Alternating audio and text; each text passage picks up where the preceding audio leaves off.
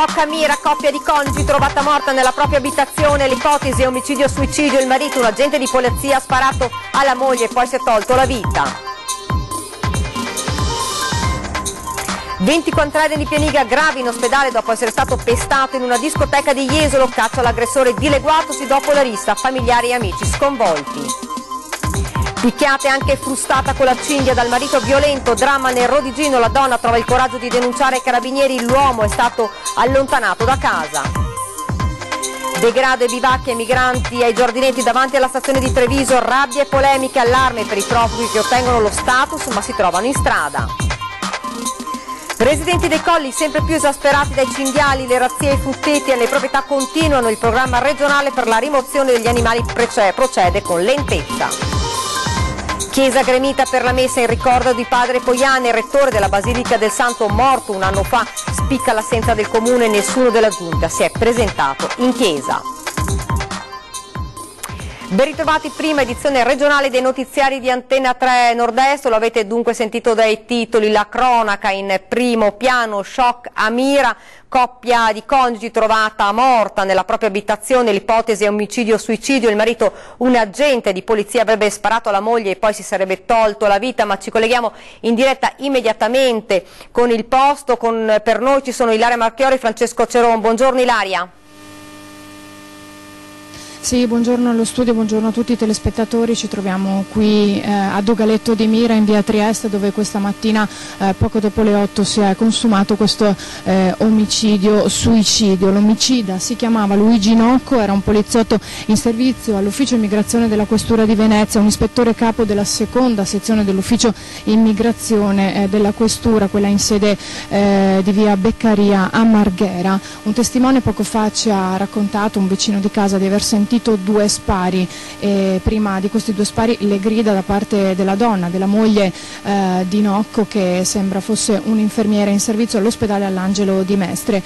Dunque delle grida e poi questi due spari. Quando poi è sceso in strada i corpi erano proprio qui lungo la via, questa qui che state vedendo, che è via Trieste, dove in questo momento ci sono le transenne, naturalmente nessuno può passare oltre alle forze dell'ordine, ci sono carabinieri, polizia, la scientifica. Ovviamente questa mattina sul posto sono giunti anche i sanitari del 118, ma una volta arrivati non c'era più nulla da fare per le due vittime che sono morte sul colpo. Naturalmente moltissime persone vicini di casa sono tutti costernati, nessuno insomma parla di dissapori, la coppia avrebbe anche due figli, insomma poco più che adolescenti. Ci hanno raccontato che dovrebbero avere un figlio di 13 anni e una di 15. Dunque queste sono tutte le informazioni che abbiamo in questo momento qui da via Trieste e come avete potuto vedere dalle immagini stanno anche portando via i corpi, i cadaveri proprio in questo momento qui lungo la via. Noi ti ringraziamo, ovviamente puoi chiederci la linea se ci dovessero essere delle novità, noi intanto andiamo avanti con il nostro telegiornale ed ancora cronaca. Pestato violentemente in discoteca per futili motivi, un 24enne di Pianiga è all'ospedale all'Angelo di Mestre dopo essere stato picchiato da un ragazzo la notte di Ferragosto. Le sue condizioni di salute sono fortunatamente in miglioramento dopo che i sanitari l'hanno tenuto in coma farmacologico per 48 ore. La rabbia dei genitori, prendete il colpevole. Sentiamo. Forse una parola di troppo nel tentativo di proteggere la fidanzata, seguita da una reazione tanto scomposta quanto violenta ed esagerata. All'ospedale in coma farmacologico da mercoledì c'è Daniele Bariletti, 24 anni, di Pianiga, picchiato da un ragazzo che gli ha assestato diversi pugni in pieno volto davanti agli amici che l'hanno visto stramazzare a terra e che l'hanno portato al pronto soccorso dell'ospedale di Jesolo. Lì, dopo i primi accertamenti, il 24enne è stato trasferito all'ospedale all'Angelo di Mestre, dove è stato sottoposto a 2 interventi chirurgici. È finita così una serata organizzata per trascorrere in allegria la sera di Ferragosto attorno al tavolo riservato alla discoteca Vanilla Club di Jesolo, al quale si sarebbe avvicinato un ragazzo descritto di altezza attorno al 1,90 m, biondo e con gli occhi azzurri, di età compresa fra i 24 e i 28 anni. Avrebbe avuto in mano una bottiglia di analcolico e con quella avrebbe provocato Daniele, che gli ha tenuto fermo un braccio. Tanto è bastato per scatenare la rissa, che solo per un miracolo non ha avuto conseguenze fatali. I genitori hanno affidato una lettera resa pubblica dagli amici tutto il loro dolore, hanno chiesto alle forze dell'ordine di assicurare alla giustizia il colpevole. La polizia è impegnata in queste ore a fare luce sulla vicenda. Al vaglio delle forze dell'ordine ci sono le diverse versioni fornite dai testimoni, le dichiarazioni del titolare della discoteca, una delle più rinomate di Jesolo. In tarda mattinata la notizia del miglioramento delle condizioni di salute del 24enne di Pianiga. Il ragazzo è uscito dal coma ed è stato trasferito dal reparto di rianimazione a quello di neurochirurgia. E di una violenta rissa in strada a Thiene ci parla invece Carlo Inghilleri in diretta telefonica. Buongiorno a tutti i telespettatori da Thiene, dove si è scatenato un vero e proprio caos in pieno centro. 3 pattuglie dei carabinieri sono intervenute per sedare un diverbio che, stando ad alcune testimonianze, sarebbe degenerato in un pestaggio accompagnato da minacce con tanto di coltello. I militari della compagnia di Thiene stanno attualmente indagando sull'episodio di violenza che si sarebbe verificato per strada. A segnalare l'episodio su Facebook è stata la vittima che appunto ha raccontato di aver incassato pugni e calci da parte di un gruppo di stranieri.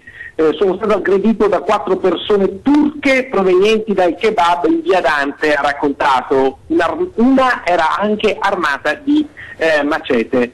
Di diverso avviso però il titolare del locale, che ha detto è stato lui l'italiano a prendere a pugni la vetrina perché era ubriaco. Io gli ho detto di calmarsi, non brandivo un coltello ma avevo in mano un affilatore per lame, sarò io a fare la denuncia per i danni causati al mio locale. Quindi insomma qui in questo caso questo straniero nega, dice che non c'è stata alcuna aggressione. Insomma starà poi ai carabinieri, agli investigatori andare a fondo e capire cosa effettivamente sia accaduto. Di certo c'è che in pieno centro a Thiene si è scatenato il caos. Direi che è tutto, restituisco la linea allo studio.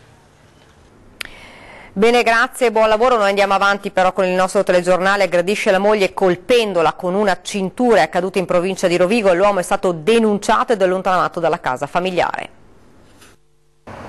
Frustata dal marito con una cintura anche davanti ai figlioletti, vittima una donna di origini marocchine di 36 anni. È stata lei stessa a chiamare i carabinieri chiedendo aiuto. Quando i militari della stazione di Lendinara si sono presentati alla porta della vittima ad attenderli, c'era solo lei che ha spiegato agli investigatori che poco prima il marito, senza apparenti motivi, aveva preso la cintura dei pantaloni e l'aveva colpita in varie parti del corpo. Ha mostrato ai militari lividi lesioni.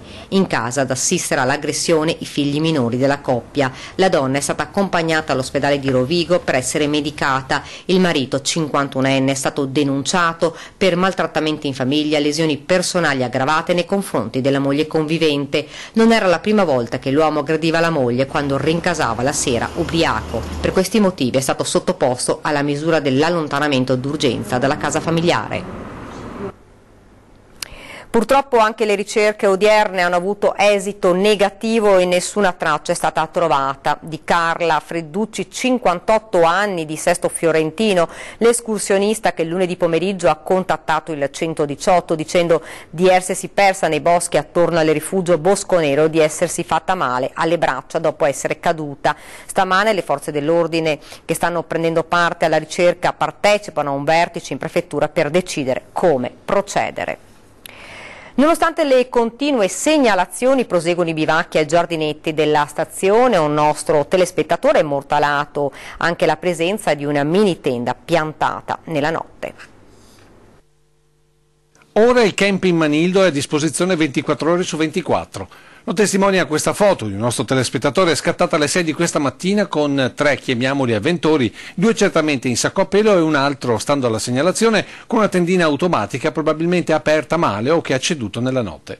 Spettacolo certamente non edificante per chi si è trovato a passare da o verso la stazione, ma soprattutto un segnale di attenzione per l'amministrazione comunale che, secondo le opposizioni, ha decisamente sottovalutato la situazione agli ex giardinetti dello sceriffo. Che qui di notte dei richiedenti asilo, che a questo punto mi viene il dubbio che siano anche usciti dalla copertura dell'accoglienza, vengono appunto qui a dormire. Pakistani e migranti in genere che di fatto vivono qui, spostandosi alla Mensa Caritas per i pasti e per chi può ai parcheggi interrati della Piani per dormire. Segnali di insofferenza dei cittadini erano arrivati nei giorni scorsi con questi cartelli poi spariti con quello che imponeva di non calpestare e quindi bivaccare sulle aiuole. Insomma, pare che questa zona della città che va da via Roma a Portaltini sia poco attenzionata da Cassugana, con le opposizioni che chiedono a gran voce interventi drastici e immediati. Bisogna ripristinare delle regole e soprattutto farle rispettare. E la seconda cosa che continuo a dire, e lo ripeto a gran voce, è che bisogna responsabilizzare le cooperative. Quindi devono farsi carico attraverso i mediatori culturali e anche c'erano i vigilanti dei parchi di far sì che queste persone rispettino le nostre regole e rispettino i nostri ambienti. Diversamente sarà sempre peggio e il degrado la farà da padrone. E sulla questione dei profughi che bivaccano a Treviso abbiamo sentito Nicola Talmi della CGIL che da tempo punta il dito sul paradosso del sistema dell'accoglienza italiano che tutela ed aiuta i richiedenti asilo, molti dei quali però non ottengono lo status di rifugiati ed abbandona al loro destino i veri profughi. Sentiamo. Il paradosso italiano è che noi organizziamo delle grandi accoglienze molto costose e peraltro molto lunghe per le questioni burocratiche per i richiedenti asilo. Quando uno ottiene lo status di rifugiato lo facciamo vivere da rifugiato in strada. Queste sono persone che hanno un permesso per rimanere in Italia o anche andare in Europa e quindi possono, diciamo così, in teoria cominciare a lavorare, prendersi una casa e quant'altro, ma un afghano che da un giorno all'altro esce da un centro di accoglienza e viene messo in strada ovviamente non ha le reti sociali, di informazione e quant'altro per trovarsi questa soluzione. Se vogliamo dire, come sempre, no, dobbiamo accogliere i veri rifugiati, insomma mi sembra che stiamo facendo esattamente il contrario. Lo SPRAR doveva servire esattamente a questo, cioè un inserimento di quelle persone che hanno lo status di rifugiati, a differenza degli altri che sono la stragrande maggioranza che invece alla fine purtroppo hanno il diniego. Tragedia a Montebelluna, un 31enne è morto nel sonno pochi giorni prima di Ferragosto, a trovarlo il fratello. Muore nel sonno a 31 anni, la tragedia è accaduta a Montebelluna. Il giovane, Diego Paoletto, aveva cenato con la famiglia come ogni sera, poi si era ritirato in camera. Prima di dormire aveva giocato con il computer ai videogames, poi era andato a letto a dormire. È stato il fratello, tornato a casa dopo una serata con gli amici, a trovarlo senza vita. Ha immediatamente chiamato il 118. Sul posto, in via San Gaetano, sono arrivati in pochi minuti i sanitari, ma per il 31enne non c'era più nulla da fare. I familiari hanno chiesto che venisse disposta un'autopsia per capire le cause esatte di una morte così improvvisa e inaspettata. Diego da qualche mese aveva trovato lavoro come elettricista, un ragazzo tranquillissimo, molto gentile, senza nessun problema apparente di salute. Aveva la passione per i videogames ma anche per la natura e la pesca. I funerali di Diego dovrebbero svolgersi nella giornata di sabato 19 nel Duomo di Montebelluna. Un 50enne di Lendinara, in provincia di Rovigo, è stato salvato dai soccorsi giunti sul posto in pochi minuti. L'uomo aveva tentato di suicidarsi buttandosi dentro un canale a Lendinara, ma ci aveva ripensato e si era aggrappato con tutte le sue forze sugli arbusti sulla riva. Sul posto sono giunti i carabinieri che hanno trovato l'uomo in evidente stato confusionale. Gli uomini del soccorso sono riusciti a riportarlo a riva e trasportarlo in ospedale per accertamenti. È stato lui stesso a raccontare ai militari dei suoi intenti suicidi. Ed ora ci fermiamo un attimo per una breve pausa pubblicitaria, rimanete con noi.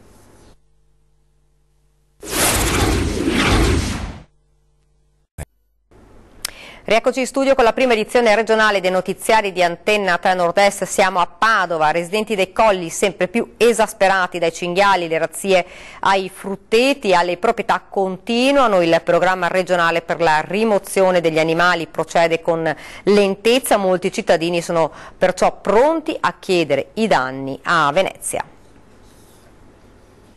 Il piano regionale per la eradicazione dei cinghiali sui colli euganei è in vigore da alcuni mesi. Gli ungulati continuano però a proliferare e a fare danni, soprattutto nella zona sud dei colli euganei. I residenti sono esasperati per i danni che subiscono e le spese che devono sostenere per i ripristini. Un apposito comitato sta valutando una class action di richiesta di indennizzo alla Regione per la poca efficacia del piano predisposto dalla Giunta. Questi i numeri degli abbattimenti mensili. Troviamo punte che variano dai 300 ai 278, sappiamo perfettamente che nel frattempo la proliferazione dell'ungulato supera di gran lunga quello che è l'abbattimento che viene fatto. A luglio gli abbattimenti sono calati invece che essere aumentati, che è il periodo in cui i colli vanno più protetti per quanto riguarda i vigneti e l'agricoltura. La Schizerotto, ad esempio, nel 2012 aderì al protocollo tra residenti e Parco Colli per concedere l'installazione nella sua proprietà di altane e chiusini per la cattura dei cinghiali. Sono intervenuti un po' di volte per vedere, non hanno assolutamente messo chiusini, non hanno messo altane. Io mi ritrovo ad oggi nel 2017 ad avere i campi che praticamente sono il parco giochi degli ungulati. Lei chiederà quindi i danni? Sicuramente sì.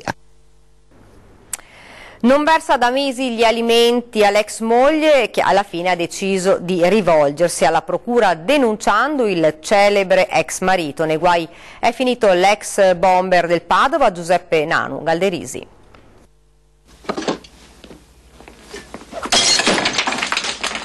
No, le porcellane no. Ci tieni quanto ci tengo io. Di più. Non la guerra dei Rosis, parafrasando il celebre film, ma la guerra dei Galderisi. Dopo una lotta senza esclusione di colpi che dura da 2 lustri, l'ultima parola nella battaglia scatenata tra Giuseppe, l'indimenticabile Nanu, bomber del Padova del sindaco Giordani, quello che nel 95 conquistò la Serie A, e la moglie Perla Mazzolini, potrebbe metterla alla procura. A rivolgersi ai giudici con una denuncia penale è stata la signora Perla, che reclama la regolarità del pagamento dei 1.000 euro al mese stabiliti dalla sentenza di divorzio. Nessun mezzo di sostentamento per l'ex dama dei salotti televisivi cittadini, che ha giocato il suo asso nella manica facendo finire il nome del caro ex marito nel registro degli indagati con l'accusa di mancato versamento degli obblighi di assistenza familiare. A stabilire questi oneri era stato il Tribunale di Padova, che aveva attribuito all'ex giocatore, ora allenatore e commentatore TV, le colpe della separazione con gli obblighi che ne derivano, doveri che non sempre sono stati assolti da Nanu, con la moglie costretta a procedere a 2 diversi pignoramenti e il marito a giocare una partita a scacchi fatta di ricorsi e cavilli. Se alcune mensilità dell'annata in corso sono arrivate, del resto nessun riscontro, e per questo la battagliera signora ha sferrato l'attacco. I soldi all'ex non mancano, il refrain paghi quanto dovuto. La parola adesso passa ai giudici e a un'aula di tribunale che da civile diventa penale. Il padrone è morto in un terribile incidente stradale la sera del 31 luglio scorso ed ora 5 Labrador cercano casa. Ricorderete la tragedia del 31 luglio scorso in via Desman a Milano e lungo quel tratto di strada all'incrocio con via Balzana in direzione Zianigo, che quella sera perse la vita in moto Francesco Marchiori di Salzano, notissimo in zona anche per la sua attività di gestore del centro fitness 041 a Santa Maria di Sala. Francesco Marchiori amava i cani, i Labrador in particolar modo, ne possedeva 5 di 6, 4 e 2 anni che oggi cercano casa. I parenti del 51enne non hanno la possibilità di farsi carico di quegli splendidi esemplari che sono stati resi disponibili per l'adozione in coppia. I cani, riferisce la famiglia, sono vaccinati e dotati di microchip, le femmine sterilizzate. Il rifugio per cani Mamma Rosa, che momentaneamente si sta occupando dei 5 Labrador, specifica che i cani possono essere adottati nelle province di Venezia, Padova, Treviso e zone limitrofe, con pre- e post-affido obbligatorio. Chiesa gremita per la messa in ricordo di padre Poiane, rettore della Basilica del Santo, morto un anno fa. Spicca l'assenza però del comune, nessuno della giunta si è presentato in chiesa. Un frate buono che la città aveva accolto e saputo apprezzare. La stima e l'affetto per padre Poiana si è vista nei volti delle tantissime persone che ieri sera hanno riempito la Basilica del Santo per ricordare il rettore scomparso prematuramente un anno fa. C'erano gli amici alpini di cui lui aveva fatto parte, giovani, anziani, padovani e non solo. Ci ha accompagnato come un fratello nelle cose belle e ci ha sostenuto nelle difficoltà. Sapeva essere fermo ma allo stesso tempo buono. Ora è il nostro guardiano e prega per noi, ha detto il nuovo rettore padre Oliviero Svanera nella lunga omelia. Ricordiamo come veramente un amico, oltre che un confratello che ha fatto bene alla Basilica, al suo ministero, alla gente, spesso si è in qualche modo innamorato, l'ho detto in più occasioni, della devozione antoniana, dopo che anche con la nomina era un po' perplesso, conoscendo forse bene la vita anche santo della vita della Basilica, poi è diventato un interprete autorevole di questo dote di comunicatore. Il dolore per la perdita prematura di padre Poiana dopo un anno ha lasciato il posto alla consapevolezza del suo grande insegnamento di carità cristiana, un affetto che gli è stato riconosciuto dalla gente, ma a spiccare invece è stata l'assenza pesante dell'amministrazione comunale. Mancavano il sindaco e il vice sindaco, nemmeno un esponente della giunta con la fascia tricolore. Strano che il nutrito staff e il portavoce superpagato Bettini non abbiano segnalato una ricorrenza così importante e sentita dai padovani. Unici esponenti politici presenti in chiesa erano il consigliere comunale del PD e a lungo membro della veneranda Arca di Sant'Antonio Gianni Berno e la passionaria leghista Mariella Mazzetto. Ed ora torniamo a parlare della notizia che vi abbiamo dato in apertura di questa edizione del nostro telegiornale, la tragedia a Mira, dove un agente di polizia ha sparato alla moglie e poi si è tolto la vita. Per noi da Mira abbiamo Ilaria Marchiori. Ilaria. Sì, siamo ancora qui in via Trieste a Dogaletto di Mira, dove questa mattina poco dopo le 8 si è consumato un suicidio. In questo momento c'è movimento, con tutta probabilità tra poco verranno portati via i cadaveri delle due vittime. Si tratta di Luigi Nocco che ha sparato alla moglie e poi si è tolto la vita. Lui era un poliziotto in servizio all'ufficio immigrazione della Questura di Venezia con sede a Marghera in via Beccaria. Lei lavorava come infermiera all'ospedale all'Angelo di Mestre. Un testimone, un vicino di casa, ci ha raccontato poco fa che questa mattina ha sentito lei gridare, dopodiché i due spari. Si è recato fuori sulla stradina proprio poco fuori dalla loro abitazione, c'erano i due cadaveri. Sul posto poco dopo sono giunti i sanitari del 118 che però non hanno potuto far nulla perché le due vittime erano già morte. Come vedete dalle immagini che vi stiamo mostrando, qui ci sono le forze dell'ordine, polizia, carabinieri, la scientifica e naturalmente gli inquirenti che stanno insomma cercando anche di ricostruire la dinamica, di capire che cosa sia realmente accaduto. Sembra che tra i due ci fossero dei dissidi familiari, forse si stavano separando. Al momento queste sono tutte le informazioni che abbiamo qui da via Trieste a Dogaletto di Mira. Grazie Ilaria, buon lavoro a te Francesco, noi siamo quasi in chiusura.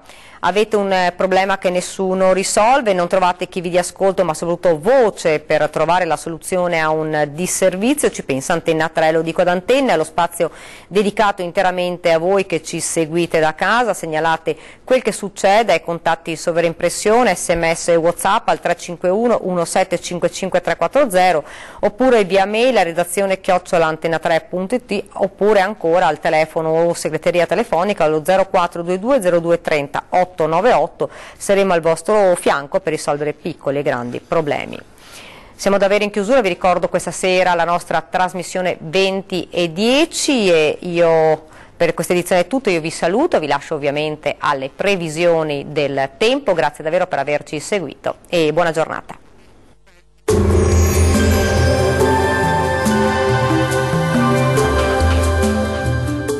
Acqua Estate, Annuale Venezia, il parco acquatico per famiglie e ragazzi. 8 piscine, idroscivoli, animazioni. Acqua Estate è Annuale Venezia. L'alta pressione delle Azzorre protegge le nostre regioni portando così bel tempo ovunque. Vediamo il dettaglio. Sul Veneto tanto sole e, come annunciato, bel tempo ovunque, salvo qualche nube alta e innocua sulle Alpi. Temperature che risultano essere pressoché stazionarie con poche variazioni, massime tra i 28 e i 34 gradi, minime sui 19-22 gradi circa. Spostiamoci ora a vedere la situazione del Friuli Venezia Giulia. Anche qui bel tempo, cieli generalmente sereni o poco nuvolosi su tutte le province. Temperature massime attese più o meno stazionarie tra i 31 e i 34 gradi, valori minimi in aumento intorno ai 20-22 gradi circa. E concludiamo con uno sguardo alla situazione del Trentino Alto Adige. Nubi sparse su gran parte della regione, tempo tuttavia stabile, ampiamente soleggiato, salvo addensamenti e locali temporali sulle Alpi di confine. Temperature massime stazionarie sui 31-33 gradi, minime sui 19 gradi circa. Il mare sarà calmo sulle coste, quasi calmo al largo, i venti moderati da nord, localmente deboli sulla laguna di Venezia. Dal meteo di Antenna 3 è tutto, grazie per l'attenzione e arrivederci al prossimo aggiornamento.